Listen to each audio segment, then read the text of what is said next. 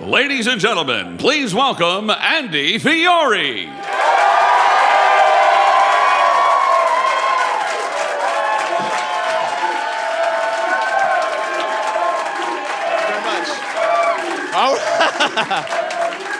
Holy hell.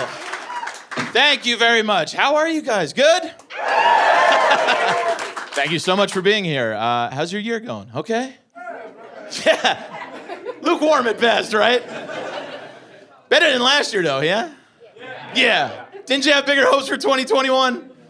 Fuck, I know I did. If you saw me running around New Year's Eve 2020, I was like, it's over! But then what happened? 6 days in, the Capitol building gets stormed. You're like, you couldn't give us 1 week, 2021? 6 days, bro? Listen, I don't give a shit where you stand politically. But when the Capitol building got stormed, that was very scary. I live in New York City. That was very scary for me. Mainly because I look like every single one of those dudes.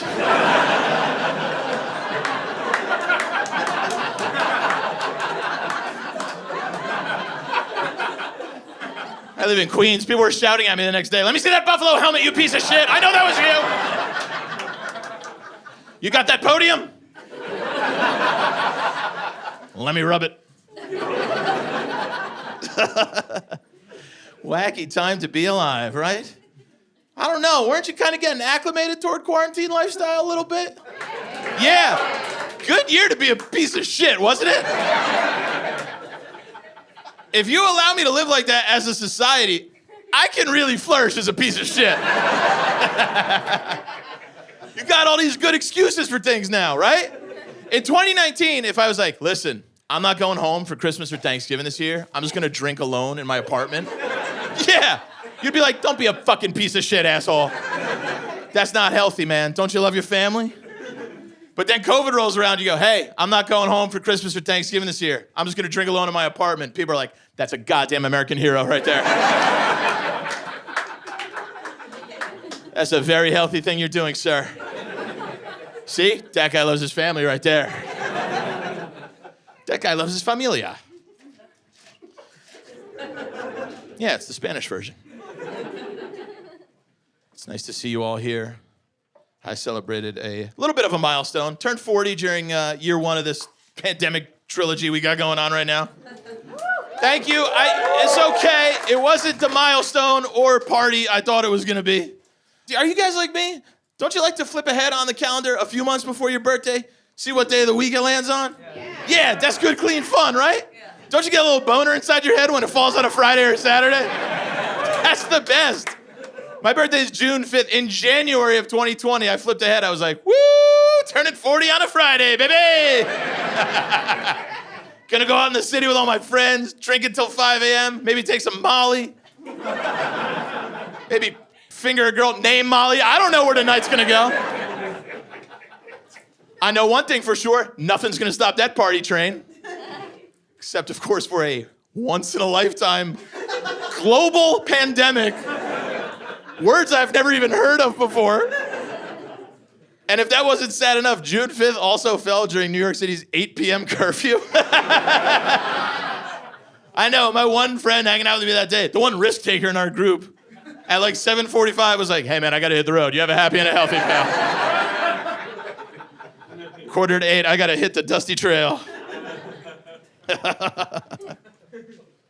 But you turn 40, fellas, you gotta get the old butthole checked out there.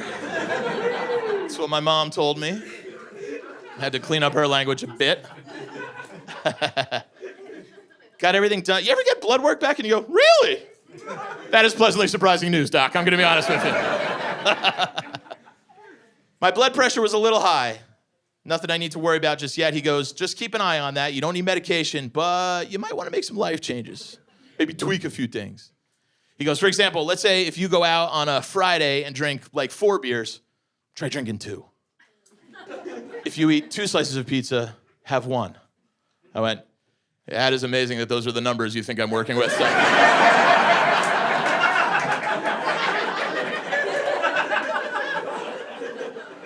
4 beers and 2 slices of pizza. How adorable is this guy? I was offended. I was like, what am I, a freshman? Get the fuck out of here, dude. My 12-year-old niece will drink this asshole under the table. Who's doing a 4 and 2 scenario? What a cutie patootie. But it's true, man. Not to be this cliche guy, but shit starts falling apart at 40. I threw my back out recently. Went in to see the chiropractor. Weird scene in the chiropractor's office. The nurse comes right in first, as they do, gets right up in my ear, whispers to me. She goes, hey, come here. Something I gotta tell you about your doctor before he comes in here. I went, that's the most terrifying thing I've ever heard in my entire life. What are you whisper talking to me right now? What are you trying to sell me coke under the table? What's going on with this hospital? She goes, there's something I gotta tell you. It's your doctor is an Italian doctor from Italy. This is his first year practicing medicine in the United States. I just didn't want you to get thrown off by his accent. I know. I went, get that goddamn meatball in here. Are you kidding me? You ever hung out with real Italians? Not these Jersey Shore, Staten Island motherfuckers you see on TV. I'm talking real Ginzaloons. That is a fun hang.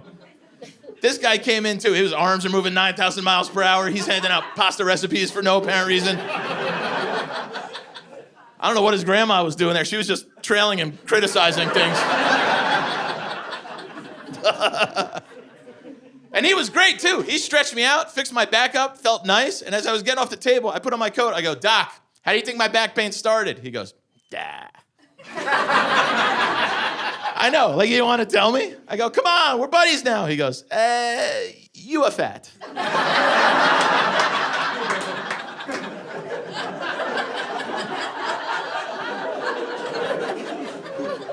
All right, now my back and my feelings hurt. Think that weird nurse with my coke is coming back anytime soon? It's true, he told me I need to lose weight. I lose it up front, the back will start feeling better. But that's not the way he said it. He goes, you need to break the mentality of putting food first in your life. I know, like it's a relationship. But that's also not the way he said it. In his like broken Italian English, he goes, because you think about food like you have a fat brain. I know, you ever go along with something, you're like, no, yes, I've read about fat brain. Terrible thing ravaging this country. And real or made up, I absolutely have fat brain. I think about food all the time. It's my number one priority.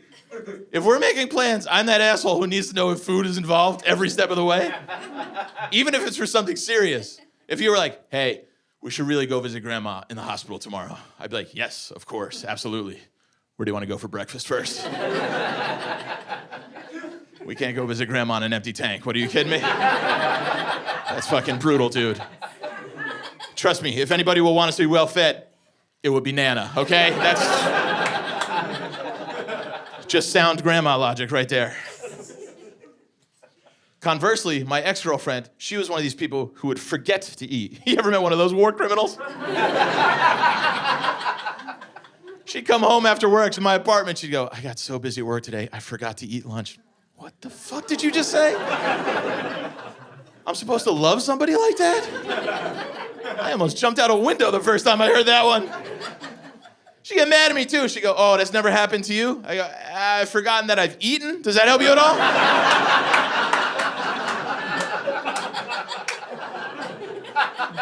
I've made lunch, played video games for an hour, and then been like, fuck, I better make lunch before it gets too late. I don't want to mush it up too close to dinner time. That might ruin my chances for second dinner. And possibly third dessert. Fat brain, that's a real thing. You don't even have to be a fat person to have it. You just prioritize food all the time. That's what I do. And I'm also a fat person. It works out in my scenario. I'll tell you why I know I have it for sure. Because when we opened up to 100% capacity, I was so excited to get back to my favorite Italian restaurant. I hadn't been there in like 18 months. I was pumped. And I was sitting there with my buddy. And about 10 minutes in, he's boring the daylights out of me. So I did what any red-blooded American would do. I started eavesdropping on the couple next to us. Yeah, you feel them judging me? I don't care. You ever latch on to somebody else's better conversation than you're having? You feel like you're in your own little secret clubhouse, don't you? It's a much more enjoyable evening. And this couple was having a great time, too. First of all, they got their food before we did, which made me jealous. You guys ever see the food come out of the kitchen and you jizz your pants because you think it's headed for your table?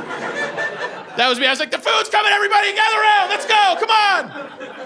And then it lands on the table next to you, you're like, I blew my load too early on that one, gang, sorry. Yeah, I know, I'll put my shirt back on, ma'am, just relax. That's what happened to me because I was eyeballing this guy's food. It looked good. You know why? I was jealous of my order. You ever regret an order? Yeah, not fun, no bueno. I didn't like what I had ordered. I had ordered 2 beers and 1 slice of pizza. Per my doctor's orders, if you guys recall. So I'm trying to get healthy. And then the gentleman next to me said maybe one of the greatest things I've ever heard in my entire life before anybody started eating a meal. He got very serious, looked his wife directly in the eyes. He goes, baby, come here, eyes up here. When we get home, after that veal parmesan, I'm getting that blowjob. I know. But in my fat brain, I went, I'm getting that veal parmesan. That's not even close to a toss-up. Are you kidding me? Nice piece of veal over a toothy beach. Forget about it. 10 out of 10. Also, you ever had sex after a big meal? That doesn't work out good for anybody involved. No. Especially me. I'm coming in real hot. I got the meat sweats going on. I'm hovering over you. I got real shaky arms going at that point. A lot of heavy breathing. A lot of timeouts. Yeah. I can't manage the clock late in the game like that.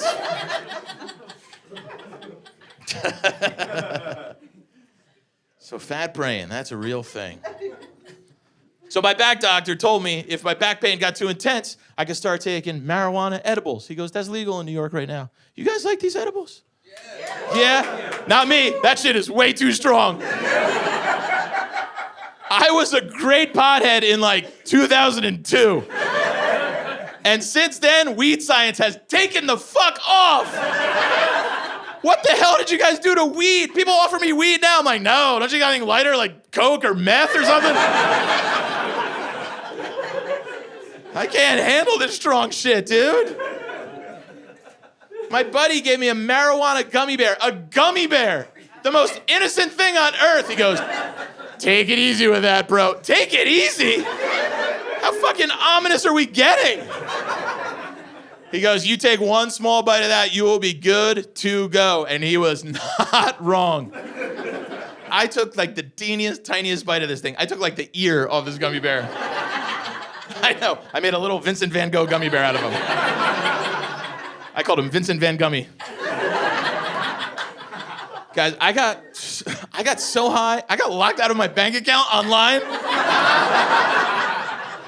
You ever get those security questions wrong too many times? How embarrassing is that shit? I'm all inside my head. I'm like, oh, cool. I'm staring at my computer screen going, yeah, apparently I'm 40 years old and now I'm failing at trivia based on my own life. I don't like those security questions. They trick me. I get them wrong sober half the time.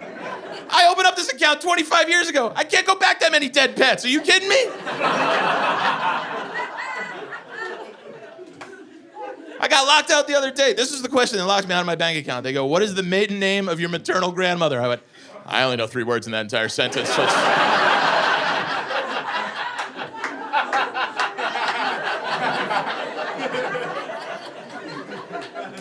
I know. Thank God my friend was there. He figured it out for me in no time.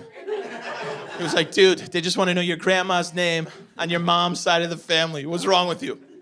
Well, I'm super high, and I was frustrated, so I got mad at him. I was like, I put in Nana 10 fucking times, dude.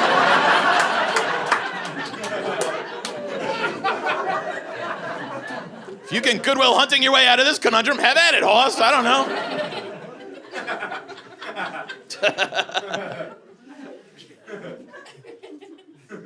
I took one of those getting on the subway recently. It was like my first real subway trip after the pandemic, so I was like, man, I'm a little nervous. So in my head, I was like, well, maybe I'll take another little bite of this gummy bear. Not the smartest move in my lifetime. Because I had marijuana, edible paranoia, coupled with like post-pandemic paranoia. and I'm way too high, and I'm in my head. And of course, we go one stop, and this homeless guy gets on board, and he's holding out a sandwich just like this.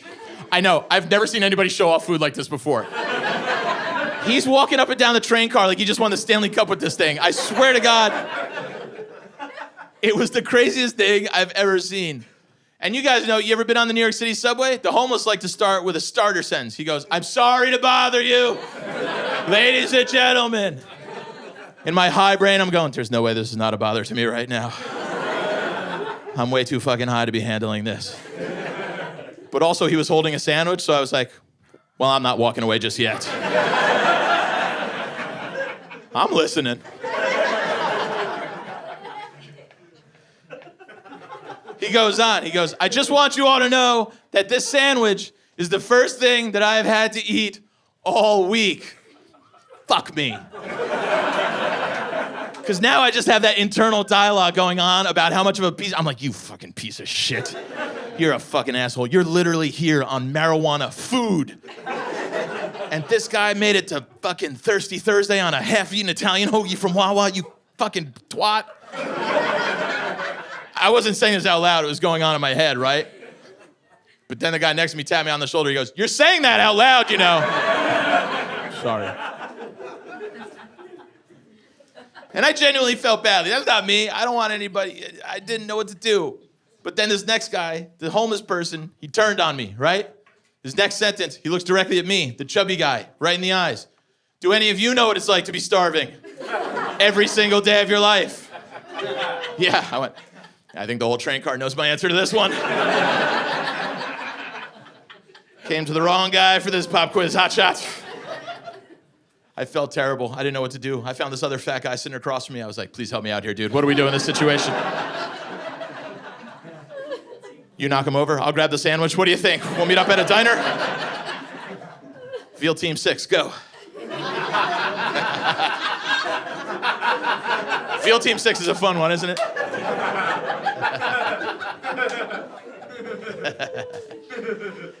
But look at us. This is great, huh? Out of the house, doing things, getting around, traveling. Yeah.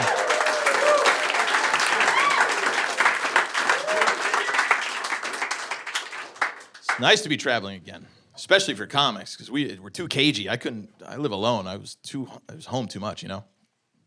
I was traveling. I was working a club in Nebraska a few weeks ago. Yeah, I know. I'm not bragging. Just the career takes you where the career takes you. And I love this club in Nebraska, but sometimes they put you in what's called a comedy condo, which, if you don't know what that is, instead of paying for hotel rooms for the comedians every week, they'll put you up in this piece of shit condo that they bought in the 70s, and they're exactly what you think they are. They're just filthy fucking jizz museums. They're disgusting. I need you to know what I was working with here.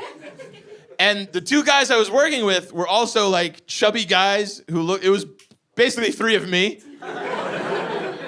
And as I was unpacking in the condo, I looked at these dudes and I had this thought in my head. I was like, I wonder if our sleep apnea is gonna sync up at night. Like, you know when women live together after a certain amount of time, they're like, their periods a lot? Does that happen to fat guys?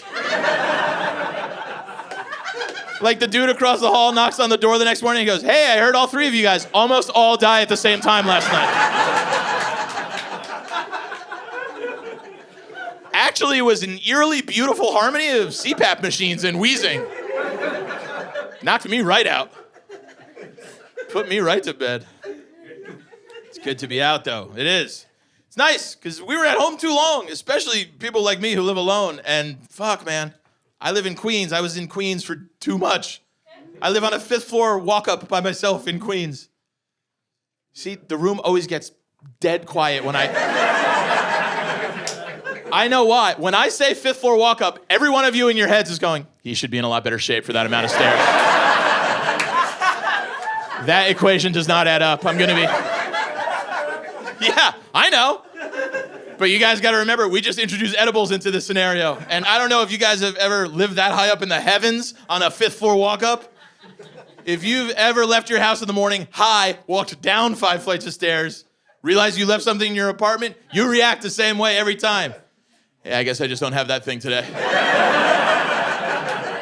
I ain't fucking going back up there. Are you kidding me? I guess the baby's just on his own this afternoon. He's on the same level as the cat. They can fight over the food dish. Frankly, it's a matchup I think we've all wanted to see over the years. No, I don't have a baby. Anymore. That one got dark, didn't it? No, I don't have a child. Maybe one day. I think I would like to. I do have a cat. I had a secret cat. He lives out in Jersey now with my mom, but it was my ex-girlfriend's cat. She went away on a business trip. I was cat sitting for her. She came home. She goes, listen, I don't really think it's working out between us. Also, you can keep the cat. I know. I was like, holy shit, did you just break up with the both of us at once? It's almost impressive how she streamlined it like that, right? She was like, yeah, I just don't feel any attachment here. I was like, between me or the cat? What's fucking going on now? She was like, you can just do whatever you want with him. I was like, do whatever I want with him? I'm not gonna fucking cook him, Jesus Christ. What do you think we do when you're not here? She said I could just give him up. I couldn't give him up. He was my little buddy. I didn't want any harm to come to him. I didn't want him to go to a shelter. I didn't know what was gonna happen. So I tried to keep him as long as I could. But here's the rub. You guys, some of you live in New York City, right? No pets allowed building. That's where I live. No cats, no dogs. So I didn't know what to do. Again, he lives with my mom now in Jersey. Big upgrade for him. Happy ending there. But you guys are pet owners, some of you, probably, right? Yeah, you know how you discipline your pet? You talk to it in like a yell volume, in like a human-pet hybrid language. I'm pretty sure when he was my roommate, my neighbors thought that I was yelling at my ex-girlfriend. And that must have been bizarre for them to hear. Because you know how you talk to your pet? You say weird shit to it. Get off my bed, fatso. You're getting hair on my pillows again.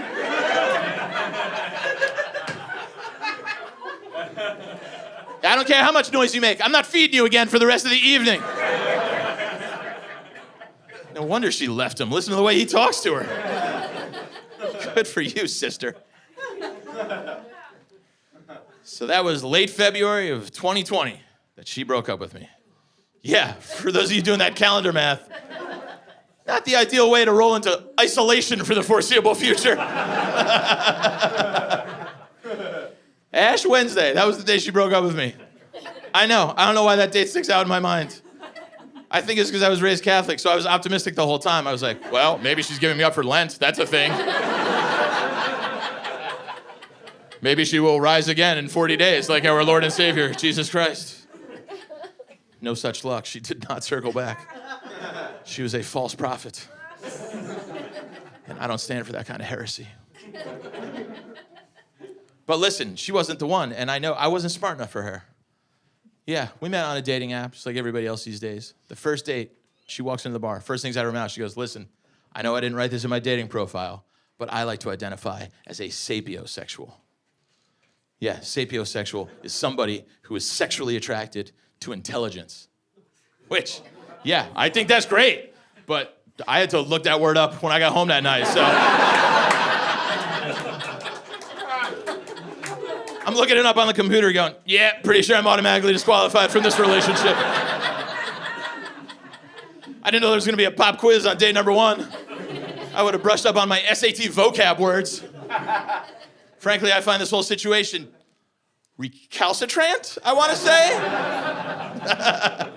That's the only other SAT word I remember, and I guarantee you I'm not using it correctly.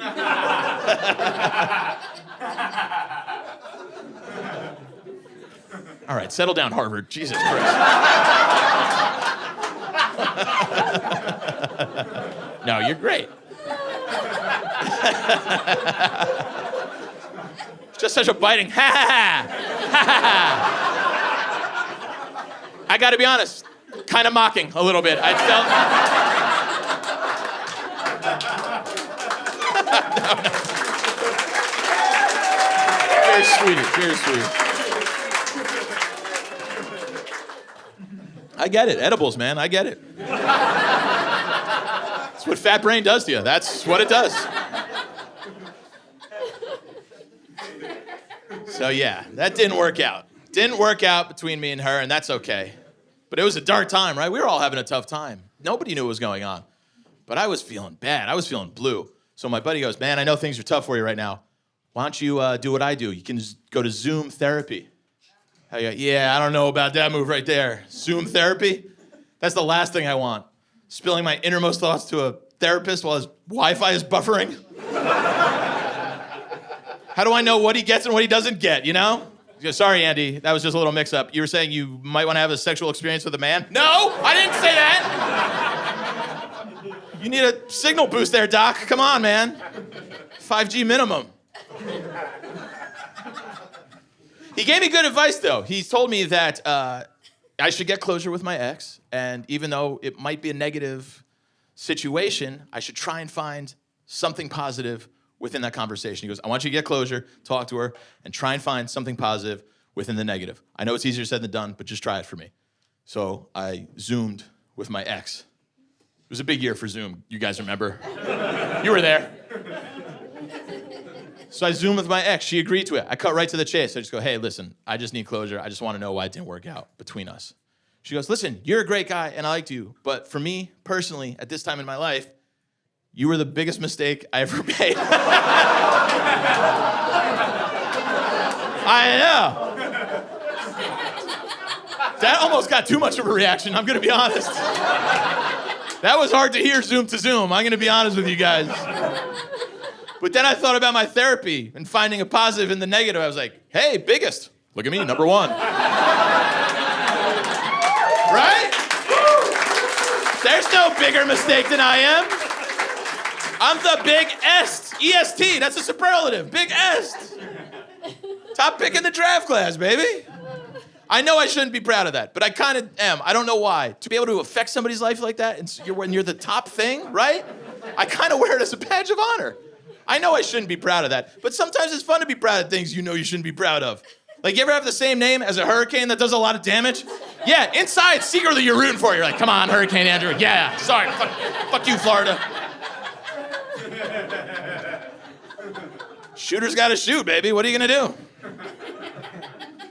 Wikipedia, Hurricane Andrew 1992 when you get home. We fuck shit up, dude. I swear to God. So yeah, that happened. That was a real thing that happened. But she wasn't the one. That's okay. I don't think it was actually our intellect that broke us up. I think it was our age gap. I was 40 at the time. She was 28. Ladies, how do we feel about that? Yeah. Ladies, you don't like the reverse cougar scenario, do you? Yeah, for lack of a better phrase that I obviously can't come up with. Well, we know regular cougar, right? Younger guy dates a beautiful older woman. She's considered a cougar. That sounds awesome. I don't know what the reverse of that is. Somebody told me Mattern one time. I know. Mattern sounds amazing. But I was like, yeah, read the room here, okay? This doesn't really scream sleek jungle cat on the prowl, you know? This is more stray bodega kitty than anything else. So I was just like, how you doing? Yeah. Sitting on a bag of Uncle Ben's rice from 1981, just staring at you at 4 a.m. while you're trying to eat a bacon, egg, and cheese. Hi, how are you, ladies? Meow, meow.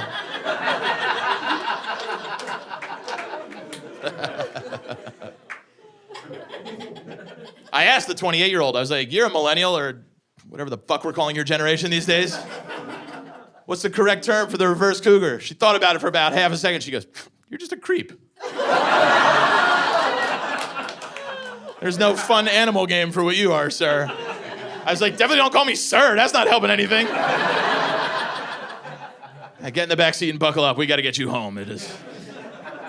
You're right. One too many. I agree. So she wasn't the one, but maybe someday I would like to get married. Married people, where are you guys at by round of applause? Okay. Singles, what about you, gang? You guys. All right. I don't feel like these numbers are adding up to 100%, but that's okay. I feel like some people abstained from that vote. Oh, how about, let's do that. Any engaged people here to be married? Oh, congratulations. When's the big day? Couple years? My man. Is that true? Is it a couple years away? We haven't planned it. You haven't planned it. Did you just get engaged on the spot right now in that moment? He's like, well, I was going to wait till after the show. No, you got the engagement ring, right? Okay, so I only ask because, listen, we've all been to our fair share of weddings, right? We all are kind of sick of them. But you guys are going to have a great day in 2029 or whatever. Let me, if I may, just offer a piece of advice. When you send out the invitation to the wedding, I've noticed a trend on the RSVP section of the invitations recently. I got my cousin Tony's wedding invitation in the mail the other day. And I noticed people like to assume your feelings for you. In the box to check if you could go, it said, accepts with pleasure. I know. What the fuck is that? And if you couldn't go, it said, declines with regret. Oh, you sweet country mouse, you. You understand? These options are ass backwards, all right? Because this is a family obligation. I have to go. I'm accepting with regret. You understand? If I didn't have to go, I would be declining with pleasure. Oh, so much pleasure. Don't you love declining things? It's one of my favorite things on earth to do. I love it. I almost declined coming here tonight. That's how much. It's not really for me.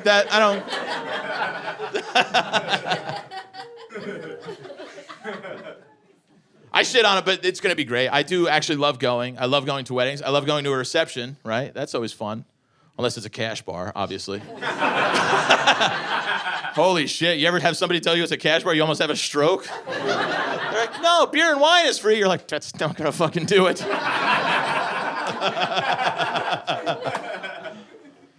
But I do love the receptions. That's fun. I'm going to this family wedding single for the first time in a while, and I don't really want to do that just because I know my Aunt Sylvia is going to be there, and she's that member of our family. She's always trying to be one of the cool kids. She's in she's an old white lady in her 70s, but she's like, it's always that drunk part of the reception. All the single people are hanging out, having a good time dancing. Aunt Sol kind of dances her way into the group. She's always doing something fun with her shoulders, and she looks like Elaine from Seinfeld when she's dancing, you know? Always trying to be one of the gang. Get the fuck out of here, Aunt Sil. And she's always got her questions, right? Every family wedding I've ever been to, she always comes up. She's like, guys, good news. I'm like, what? She never has an answer. She's just like, what are you talking about? Aunt Sil's a little drunk. She's always asking the same question. She always goes, guys, this is a great turnout. I love it here. But let me ask you, who is next? Who's the next one going to be? Yeah, I fucking hate that question. I hear it every family wedding. I swear to God, next family funeral, I'm going to ask her the same thing. Yeah. Glad you guys are on my side. I'm standing next to her. I don't know why I would be doing her thing at the funeral, but that would be disrespectful. Good turnout, Ansel, huh? Who do you think's next? See how that feels? I think we're all hoping it's you with these goddamn questions. Huh. But I'm sure you guys will have a nice, long, happy marriage. My parents made it almost 50 years. That's a long time. That's crazy. Yeah, sure. You can clap for that, I guess. They married almost 50. Oh, well, I got an old, creepy grandpa dad. Anybody else got one of them? Their dad was way too old to be having children. He banged your mom and knocked her up anyway. That's me. I was 40 at the time. How old do you think like an appropriately aged father for me would be? You can just shout out a number. 60. Yeah, 60, 65, 70. That's usually the number one answer. He was 96 years old. I know. Did somebody say Jesus over there? They might have been friends for all we know. He was old as shit. Jesus was like a senior. My dad was a freshman in high school. One of those deals. Hey, Pop, did you play JV ball with Jesus Christ? Did you play JV with JC? That one wrote itself, didn't it? Yeah, he was old as shit. I swear to God, born in 1923, World War II veteran, ex-Olympian, and then this guy. I know. And I'm his first kid. He didn't start having kids till he was 55 years old. Yeah, he had my kid sister at 63. I know, that one's just fucking gross. I get it. Because he's 22 years older than my mom. Reverse cougar. Runs in the family, apparently. But I was 7 years old when I was watching that one brew. So you know what kind of psychological trauma that did to me? He's chasing my young, normal-age mom around. He's got his old World War II balls hanging out of his robe. Come here, Maryann. Let's go. Let's make another one. Yeah. Leave regular mom alone. I'm trying to get a grilled cheese out of that bitch, will ya? Yucky. And he passed away in 2020 after 96 long years. It was sad, of course, but you can't be too sad when you've had that much time with a person and they've lived such a happy life. And everybody loved him. He was like the fucking Betty White of dads. She was great. He really was. It's true. And thank you, sure. And of course you're gonna miss a person. But 96 is a good run. We could all be so lucky. People ask how he died. I know, I like to fuck with him. I go, he flipped his Harley leaving the Playboy Mansion. He was just coke to the gills and Hangman's Curve got him. Nah, dude, he was 96. He just expired. That was all. But people get very weird when you talk about death. And my friend Chris went through the same thing with his dad. He goes, dude, trust me, people don't know how to talk about death, especially the day of the funeral. And I found that to be true. People will say things they think is consoling, but in the end, it's just kind of silly. Like, I got a lot of this the day of the funeral. People would go, hey, man, you got to remember to cry today. Let yourself cry. Remember to grieve, man. You got to remember to grieve. Hey, man, today of all days, you got to remember to eat something. I was like, yeah, I don't think that last one's going to be a problem.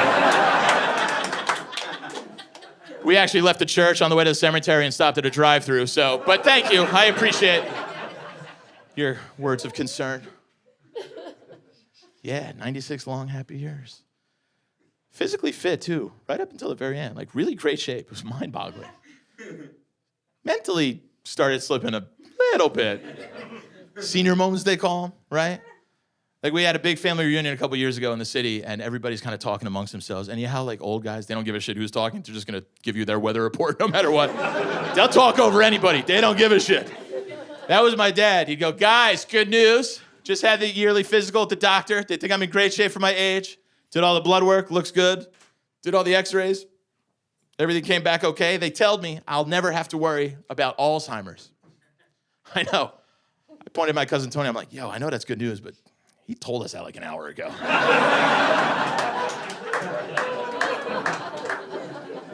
Might want a second opinion on that Alzheimer's diagnosis, Bob. I got an Italian doctor in the city. He'll knock you out in like 44 seconds. Then it got really weird, though, because before he started eating, he looked at my mom. He went, when we get home, after that veal parmesan, I went, hey! That sounds familiar. Thank you. I don't like where that's going. Drove right up until the very end. You ever drive with a 96-year-old? That's goddamn terrifying right there. Everywhere is urgent. I swear to God. He drove like a paramedic without an ambulance. It was horrifying. Even as a little kid, he had this bizarre thing where I swear to God, when I was like 8 years old, my dad would be driving, and if you're sitting shotgun, front seat passenger, he'd come up to an intersection, he'd look left, he'd go, check right. Check right? What? You just give me a homework assignment? I'm now responsible for the whole right side of the world? What the fuck? You can't do this? Are you kidding me? And he is very trusting, so you better be accurate, because he goes on your say-so. Yeah, you learn at a young age not to mumble two words that sound similar together. He's 96, he don't hear great. No and go, that's not gonna fly. Check right, no. Go, all right. Jesus, I'm in the blood spot here, Pop, come on. You know, that explains all the dents on the right side of the car for sure. So yeah, when he passed away, I got a tattoo on my shoulder that he had when he got in 1943 in Burma. That's how old he is. That country doesn't even exist anymore.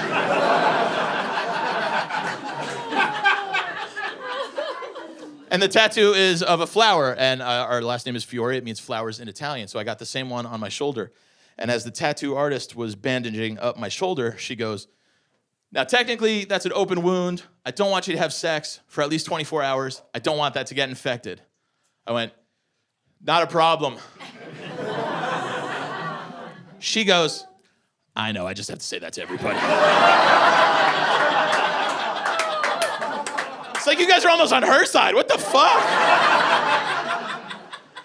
I couldn't even argue because she was 100% right. It wasn't a problem. That wasn't even my major beef, though. My beef was that the tattoo was on my shoulder. I guarantee you, my least used body part in my whole sexual repertoire. Is that what you guys are doing these days? Are you kids having sex like... Who's out there hockey checking vaginas like a madman? That's absolutely bananas behavior. I've never had one girl ever come up to me like, "Really get your shoulder blade in there and rub it around. Just get my puss in there. Headbutt it if you have to." I don't...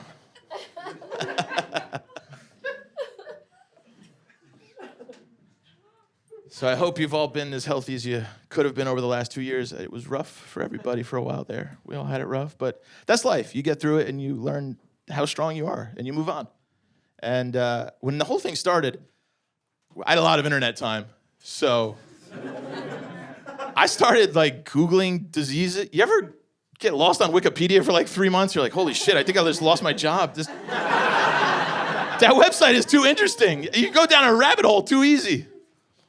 That happened to me. I started looking up diseases because I wanted to learn about what was going on. Nobody knew. But I would keep getting sidetracked by all these like older diseases. You guys remember a couple years ago, there was that big like E. coli romaine lettuce scandal of 2017? Yeah. Anybody else's mom called them up frantically like, "Don't eat romaine lettuce! You could have E. coli!" I was like, I have never been more confident that I do not have E. coli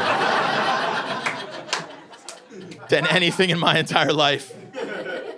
But just so you sleep good at night, I'll cut out all forms of lettuce from my diet. Romaine, arugula. I know there's more out there, but they're not necessarily in my purview. I landed on rabies for a while. Well, that one was fun because the 4 main symptoms of rabies just sounded like everyday things. Check them off as we go along, personally. The 4 main symptoms of rabies: anxiety, agitation, insomnia, and trouble swallowing. I know. I called my ex-girlfriend. I was like, "Sweetie, I have terrible news."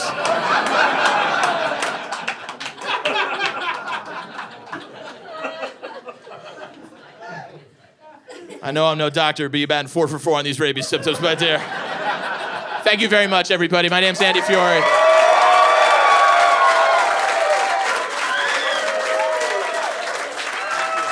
Thank you. Stop it. Thank you. I appreciate that.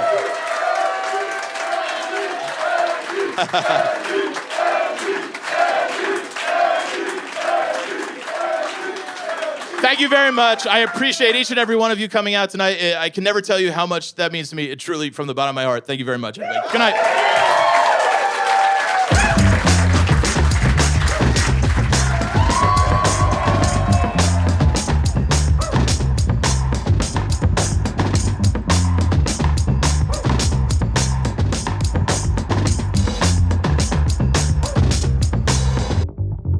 Hey, you're looking for the altar?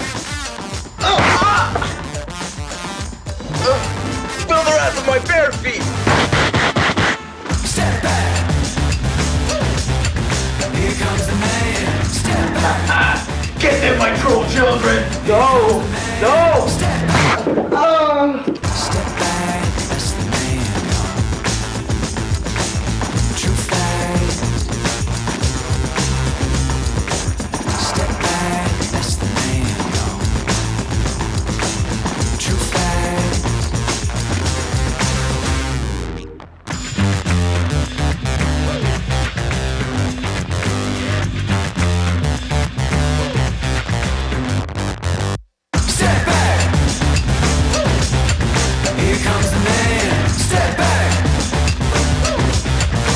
comes the man, step back. Here comes the man, step back. This is it! It's working! You're doing it! You're